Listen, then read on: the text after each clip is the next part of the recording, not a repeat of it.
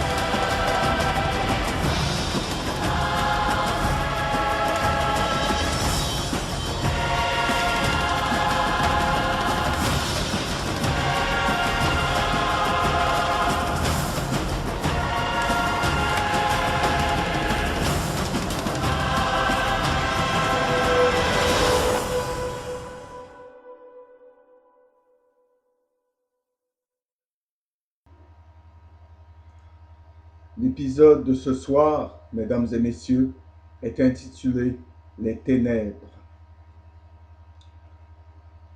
Il n'existe pas d'étude aussi intrigante et toujours aussi mystérieuse que celle des premières religions de l'humanité.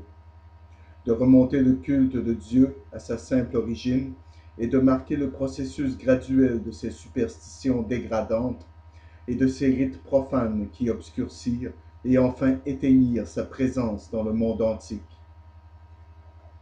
Au début, les hommes jouissent des bienfaits de la nature comme les enfants le font dans un âge d'innocence, sans s'interroger sur les causes. Il était, en fait, suffisant pour eux que la terre leur donnait des herbes, que les arbres portaient pour eux leurs fruits, que le courant étanchait leur soie. Ils étaient heureux, et à chaque instant, bien qu'inconsciemment, ils offraient une prière de gratitude envers celui qu'ils ne connaissaient pas encore. Et puis, un système de théologie surgit parmi eux, vague et indéfini, comme les eaux de la mer infinie. Ils enseignèrent les uns aux autres que le soleil, la terre, la lune et les étoiles étaient déplacés et éclairés par une grande âme qui était la source de toute vie, qui faisait que les oiseaux chantaient, que les ruisseaux murmuraient et que la mer se soulevait. C'était un feu sacré qui brillait dans le firmament et dans les puissantes flammes. C'était un être étrange qui animait les âmes des hommes et qui, lorsque les corps mouraient, retournait vers lui-même à nouveau. L'homme antique adorait en silence cette grande âme au début et parlait de lui avec respect, et parfois ils levaient leurs yeux timidement vers sa brillante demeure en haut. Et bientôt, ils apprirent à prier.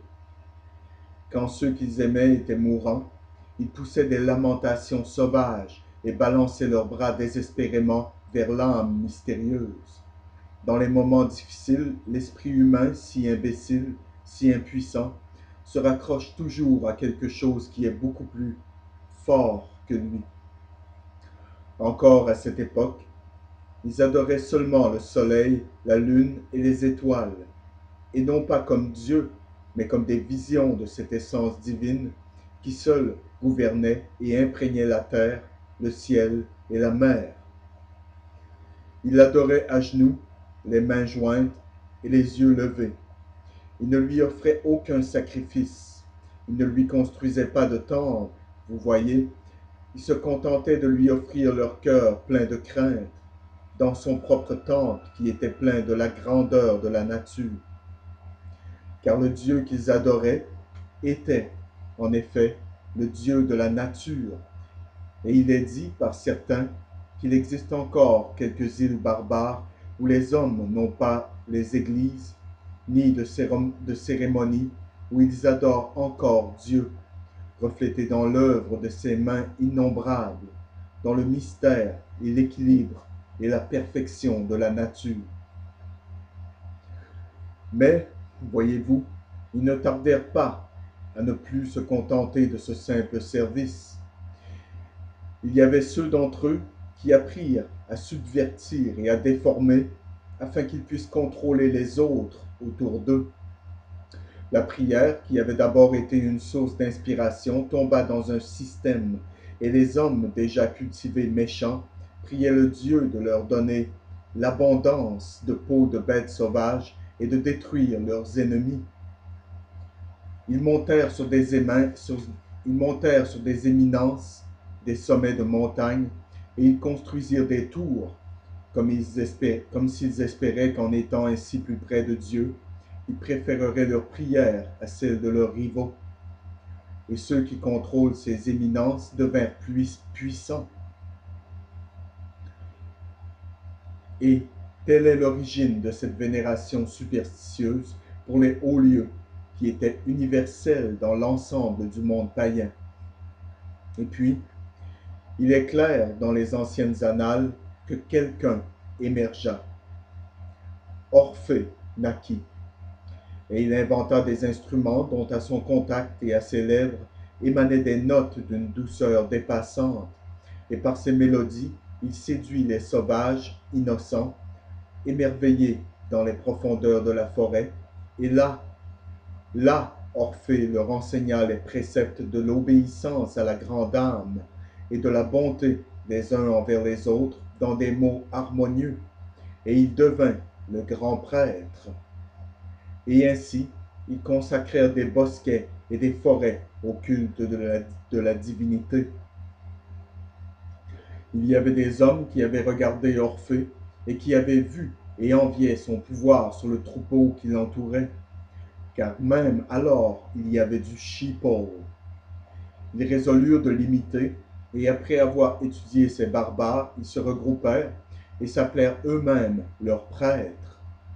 La religion est divine, mais ses pasteurs, après tout, sont des hommes. Et l'idée, dès le début, que des hommes imparfaits peuvent gouverner sur des hommes imparfaits est erronée, car, hélas, parfois ce sont des démons avec des visages et des ailes d'anges. Vous voyez, la simplicité des hommes et la ruse de leurs prêtres a détruit ou endommagé toutes les religions du monde, sans exception. Car ces prêtres, mesdames et messieurs, enseignèrent aux gens à sacrifier les herbes et les fleurs les plus exquises. Ils leur apprirent des formules de prière et leur ordonnèrent de faire autant d'hommages au soleil et d'adorer ces fleurs qui ouvraient leurs feuilles quand il se levait et qui les fermaient quand il se couchait. Car la grande boule de feu qui fait son chemin de l'aube au crépuscule dans le ciel était considéré comme le sauveur de ceux qui se blottissaient dans l'obscurité froide, entourés par les bêtes sauvages de proie, et c'était vers ce soleil qu'ils dirigèrent leur culte. Et le grand symbole dans le ciel de la puissance de Dieu est la source de la vie sur cette terre. Car rappelez-vous, l'heure était le culte du Dieu de la terre, de la nature. Ils composèrent un langage de symboles qui était sans doute nécessaire, et comme à l'époque les lettres n'avaient pas été inventées, mais qui embarrassa les gens et les pervertit de l'adoration du Dieu unique. Ces symboles sont encore utilisés avec le sheeple du monde d'aujourd'hui, le grand troupeau.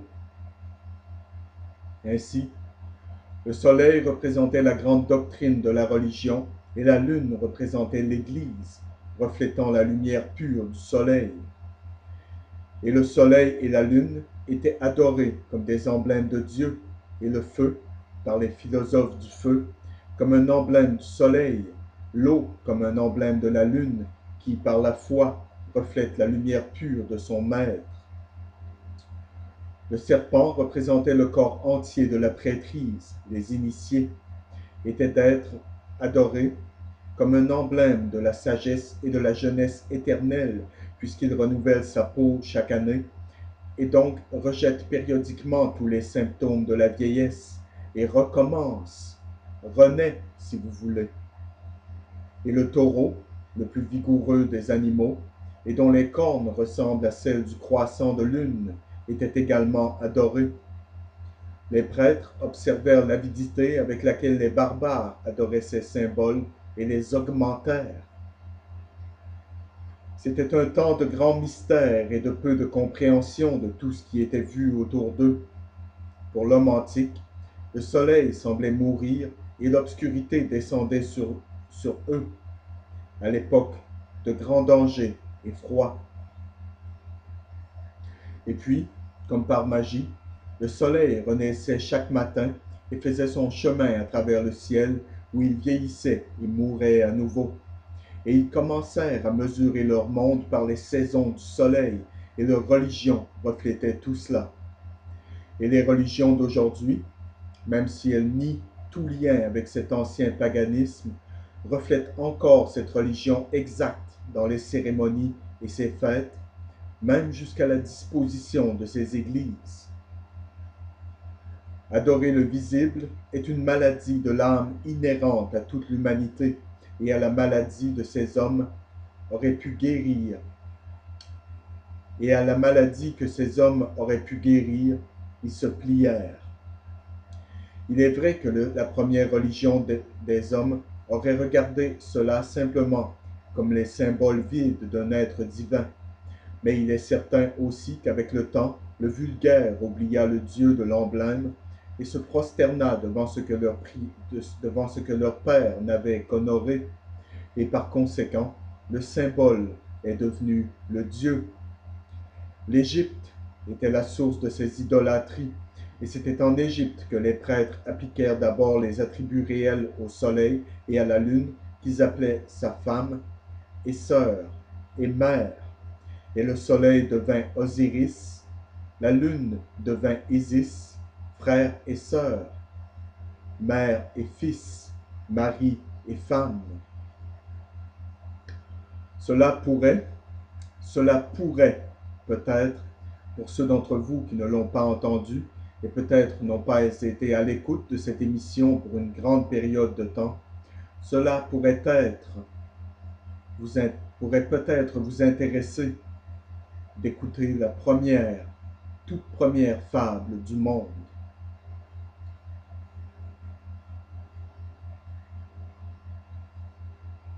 Du milieu du chaos naquit Nimrod, et à sa naissance, une voix se fit entendre proclamant « Le souverain de toute la terre est né ». Et du même ventre sombre et troublé naquit Sémiramis, la reine de la lumière, et l'esprit des ténèbres. Ce Nimrod voyagea dans le monde entier et civilisa ses habitants et leur enseigna l'art de l'agriculture. Et son épouse, Sémiramis, construisit les premières villes et des remparts. Mais à son retour, jaloux, l'esprit des ténèbres établit un stratagème contre lui et, au milieu d'un banquet, le fit tuer.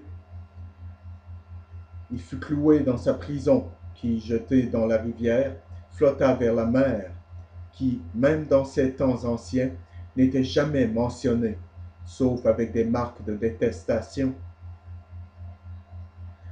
Et lorsque Sémiramis apprit ces tristes nouvelles, elle coupa une mèche de ses cheveux et mit ses robes de deuil et parcourut tout le pays à la recherche du cadavre de son mari. Finalement, elle le trouva. En jetant un sort magique, un rapport sexuel magique fut obtenu entre Sémiramis et Nimrod, mort, dont un enfant émergea. L'enfant était Tammuz, et Sémiramis nourrit l'enfant avec son doigt plutôt qu'avec sa poitrine, et le mit tous les soirs dans le feu pour le rendre immortel. Et maintenant, permettez-moi de vous lire une histoire ultérieure de ce même mythe, mais avec des noms différents.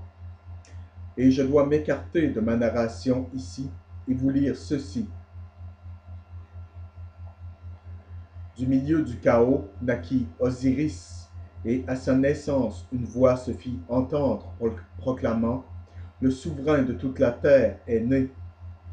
Et du même ventre sombre et troublé naquirent Isis, la reine de la lumière, et Typhon, l'esprit des ténèbres.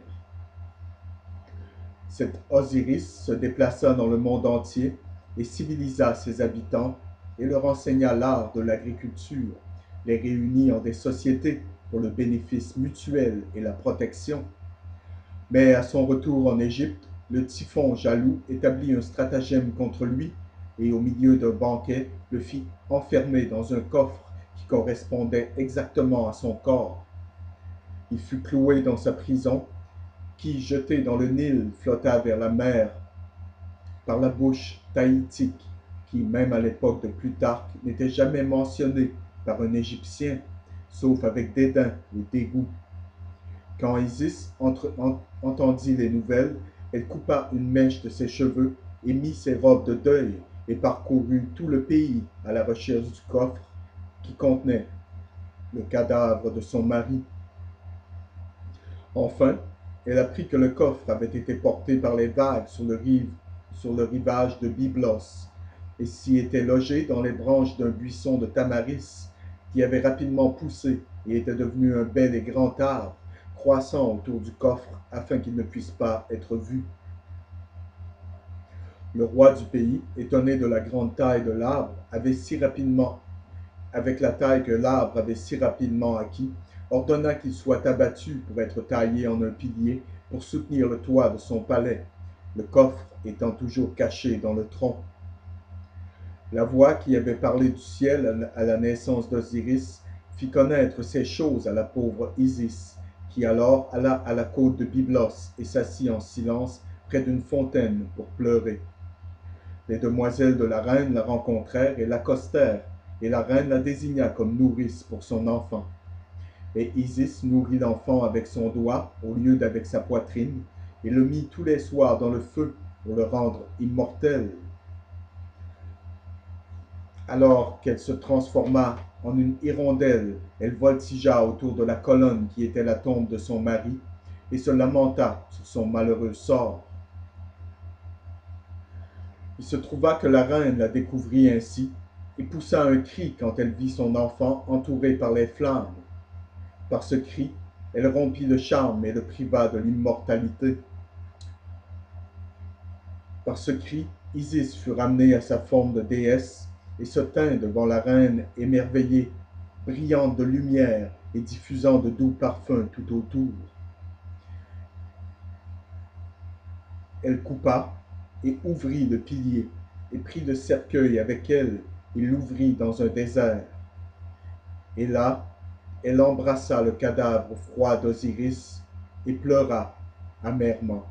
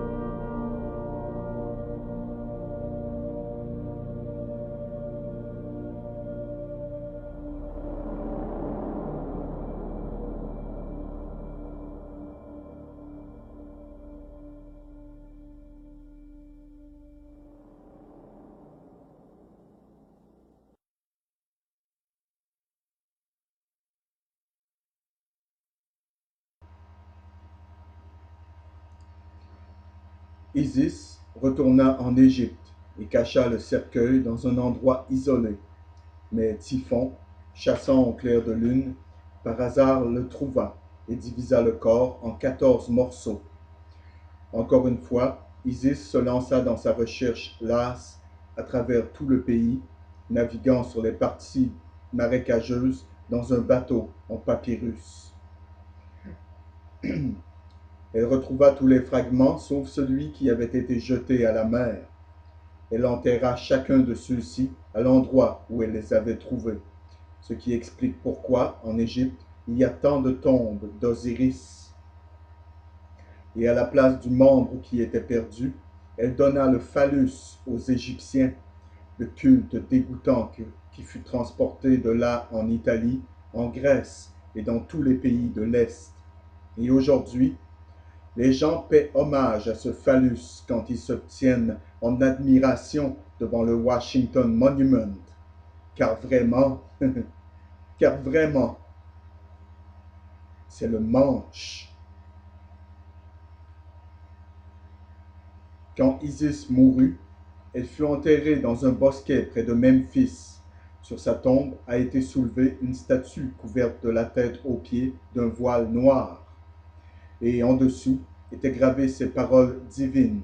Je cite: Je suis tout ce qui a été, ce qui est, ce qui doit être, et personne parmi les mortels n'a encore osé soulever mon voile. Fin de la citation. Sous ce voile, mesdames et messieurs, sont cachés tous les mystères et l'apprentissage du passé. Un jeune érudit, ses doigts couverts de la poussière de folios vénérables, ses yeux fatigués et rougis par le travail de nuit, va maintenant tenter de soulever un coin de cette couverture mystérieuse et sacrée.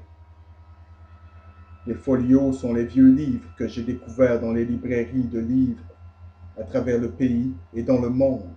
Et vraiment, dans certains de ces coins et des étagères sombres et obscures qui n'ont jamais été touchées, j'ai été littéralement couvert de la poussière d'années qui se sont installées sur ces anciens volumes.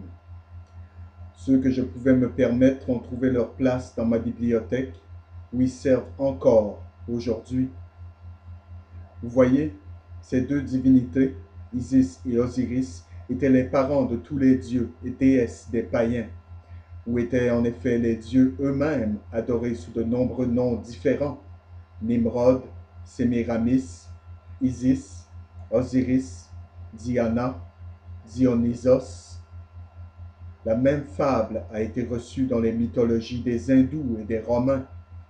Sira est dit avoir mutilé Brahma, comme Typhon l'a fait avec Osiris, et Vénus a déploré son Adonis tué, comme Isis pleura son mari, frère, fils, Dieu. Et encore, le soleil et la lune étaient adorés sous ces deux noms. Et comme nous l'avons vu, à côté de ces esprits bénéfiques jumeaux, les hommes qui avaient commencé à reconnaître le péché dans leur cœur avaient créé un malin qui luttait avec la puissance de la lumière et combattait avec eux pour les âmes des hommes. Je dois vous dire que dans mes études, je trouve que cela a été naturel à travers toute l'histoire pour l'homme de fabriquer quelque chose qui est pire que lui, plutôt que de prendre la responsabilité sur ses épaules. Et même dans la théologie des Indiens d'Amérique, qui est la plus pure du monde moderne, on trouve un Mahitou ou un esprit sombre.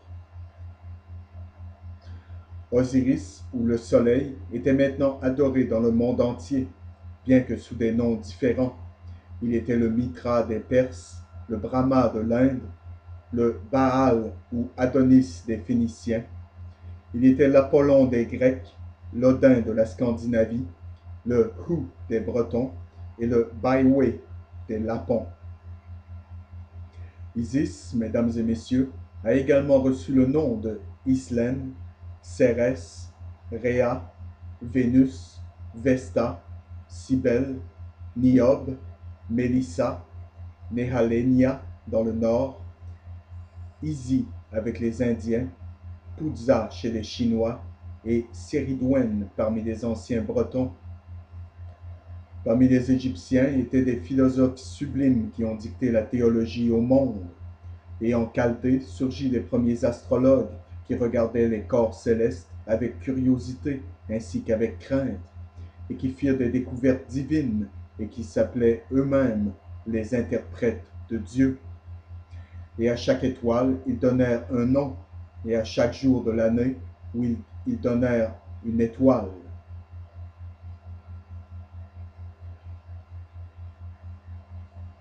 Et les Grecs et les Romains, qui étaient des poètes, auréolèrent ces noms dans des légendes. Chaque nom était une personne, et chaque personne était un dieu. De ces histoires des étoiles originèrent les anges des Juifs, les génies des Arabes, les héros des Grecs et les saints de l'Église romaine. Et puis, la corruption cultiva la corruption, et la superstition jeta un noir et hideux voile sur les doctrines de la religion. Vous voyez, une religion, mesdames et messieurs, est perdue, totalement perdue, dès qu'elle perd sa simplicité. La vérité n'a pas de mystère, seule la tromperie se cache dans l'obscurité. C'est seulement le mensonge qui se cache derrière une porte. Les hommes multiplièrent Dieu en 1000 noms et le créèrent toujours à leur propre image. Lui aussi, qu'ils avaient une fois jugé indigne d'un temple moins noble que le sol de la terre et que la grande coupole du ciel qu'il avait créé, ils l'adoraient dans des grottes, puis dans les temples qui étaient faits de troncs d'arbres grossièrement sculptés et alignés pour imiter des bosquets d'arbres, et avec d'autres troncs placés transversalement sur eux. Ceux-ci ont été les premiers bâtiments de culte érigés par l'homme en l'absence de respect pour la divinité ou Dieu, mais uniquement pour afficher ce qu'il concevait comme étant un effort extraordinaire en art, et montrer leur savoir et leur pouvoir de façon à diriger de manière plus adéquate et soumettre le troupeau, les sheeple, le profane, l'humanité, qui n'avaient pas la moindre idée et ne l'ont pas encore en passant. Il peut être nécessaire de rappeler à certains de vous qu'un être supérieur, Dieu si vous voulez, doit voir les temples élégants des Romains, les pagodes magnifiques de l'Inde et les cathédrales gothiques du monde occidental avec des sentiments semblables à ceux avec lesquels nous pouvons contempler les efforts grossiers des premiers païens, ou une montagne de fourmis qui considérait Dieu indigne des fruits et des fleurs qu'il lui-même avait faits et lui offrait les entrailles des bêtes et le cœur des êtres humains. Pouvez-vous imaginer l'audace, l'arrogance d'une telle chose? Nous pouvons comparer, mesdames et messieurs, une ancienne religion tombée au navire des Argonautes, que les Grecs désireux de préserver pour la postérité réparèrent de tant de façons différentes qu'à la longue, il ne restait pas un fragment du navire original qui avait fait naître en Colchide le vainqueur de la toison d'or. Donc, nous allons passer sur un laps de nombreuses années, siècles si vous voulez, puis contempler l'état des pays dans lesquels la religion est d'abord née.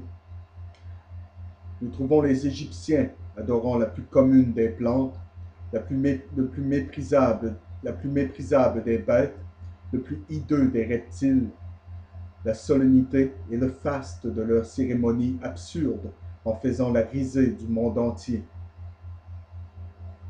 Clément d'Alexandrie décrit un de leurs temples, citant ainsi: les murs brillent d'or et d'argent et d'ambre, et scintillent des pierres précieuses de l'Inde et de l'Éthiopie, et les cavités sont dissimulées par des rideaux magnifiques.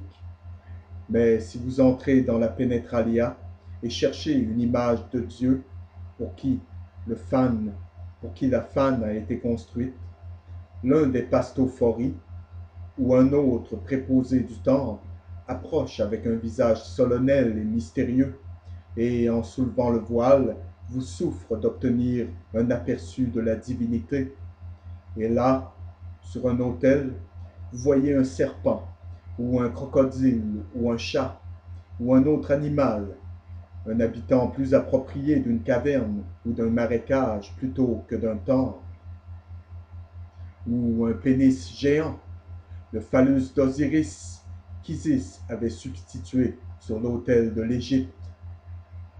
Les prêtres d'Égypte, toujours des imposteurs, mais autrefois si célébrés, avaient dégénéré en une race de jongleurs, ou en un cirque, si vous voulez. Les Chaldéens vivaient aussi sur la renommée de leur père et sur leur propre supercherie de base. Personne n'était désormais honnête. Personne ne pouvait pointer vers Dieu. Personne ne comprenait que tous les symboles de l'univers et de la nature représentaient la puissance d'un Dieu invisible que les premiers hommes adoraient. Les brahmanes ou brahmines, dont les temples de l'Inde, autrefois si vertueux et célébrés comme étant si sages, eux aussi étaient tombés. Une fois qu'ils avaient interdit l'effusion de même le sang d'un insecte, un jour dans la seule année, à la fête de Jagam, ils étaient autorisés à sacrifier la chair d'une bête, et de cela beaucoup s'étaient abstenus de participer, incapables de conquérir leur sentiment de dégoût. Mais maintenant, ils avaient appris des Scythes féroces et des Phéniciens qui commerçaient sur leurs côtes à sacrifier la femme sur le bûcher de son mari pour apaiser le doux Brahma avec le sang des hommes. Et cette cérémonie se poursuit à ce jour. Maintenant, les anges qui avaient présidé parmi eux sont devenus des démons sauvages qui les flagellaient de pénitences cruelles et même de la souffrance et de la famine pour toute leur vie. Et dans les bois sacrés où autrefois les pères brahmanes avaient enseigné leurs préceptes d'amour, les hommes décharnés, soucieux, même mourants, erraient tristement, attendant la mort comme des prisonniers torturés, attendant leur liberté.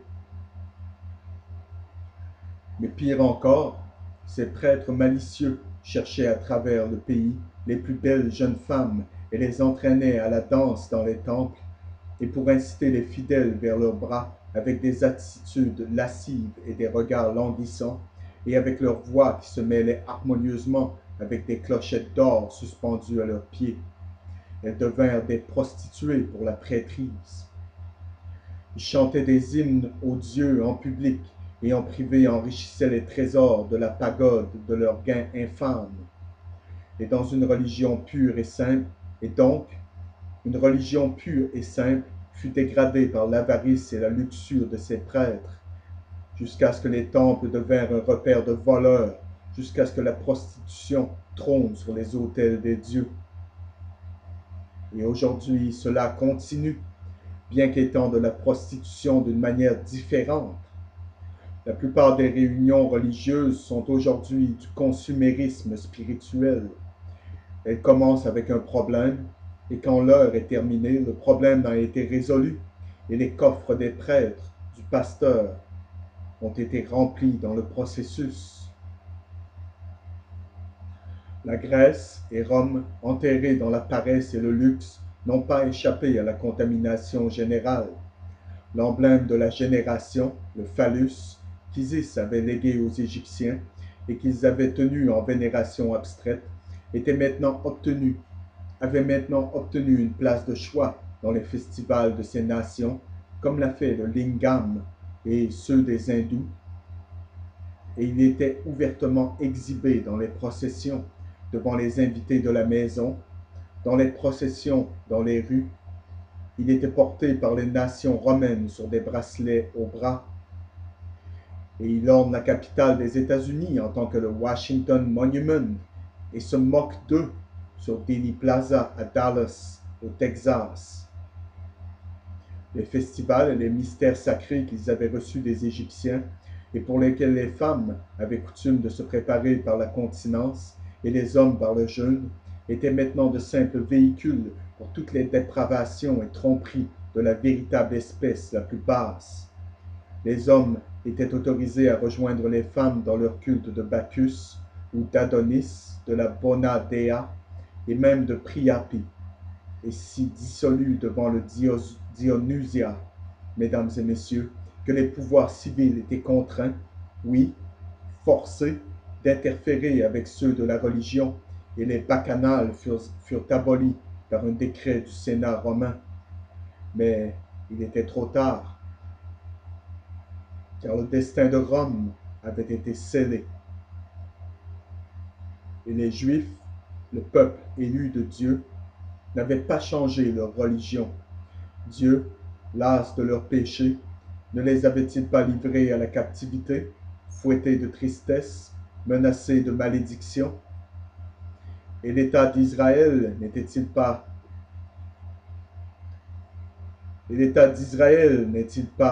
un État plus laïque qu'un État religieux aujourd'hui, malgré les prétentions du sionisme?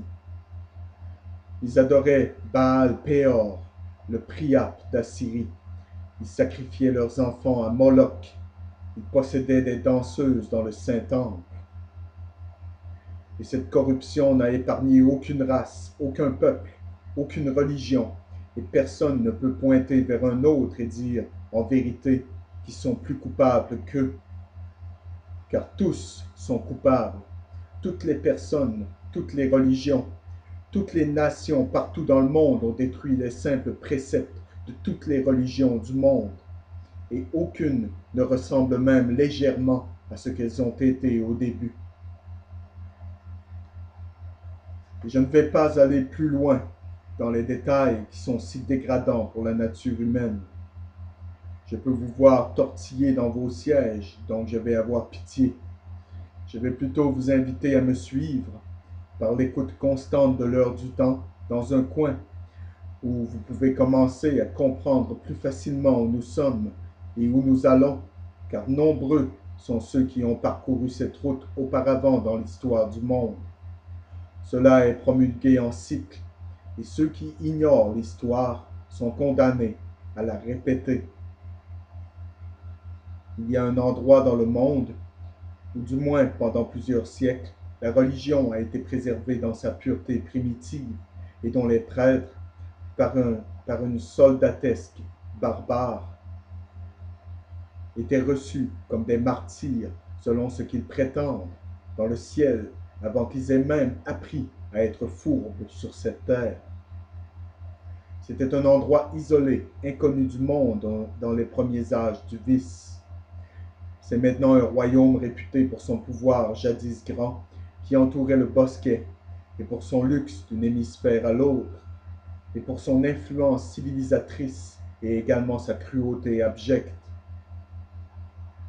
Il était encerclé par les eaux bleues des mers allemandes et de l'Atlantique, et abondait dans les cadeaux les plus exquis de la nature. Il était appelé l'île blanche de ces falaises qui froncent les sourcils encore si froidement sur la Gaule, et The Land of Green Hills, à partir de ces montagnes verdoyantes. Il y avait une chanson pendant la Seconde Guerre mondiale appelée White Cliffs of Dover. Dans les émissions suivantes, et elle pourrait ne pas venir bientôt, je vais vous amener dans ces pays, et je vais vous montrer ces prêtres dans leurs robes blanches et ces guerriers dans leurs peintures bleues de guerre, et ces vierges avec leurs longues et brillantes chevelures jaunes. Et je vais vous dire la vérité sur l'ancienne religion de la Grande-Bretagne, et elle n'a absolument rien à voir avec une quelconque tribu perdue d'Israël. Nous allons commencer ce voyage un soir propice où je vais vous ramener dans le passé et vous raconter pourquoi ce pays a été appelé Albion et pourquoi la Grande-Bretagne. Bonne nuit, mesdames et messieurs, et que Dieu vous bénisse tous et chacun d'entre vous.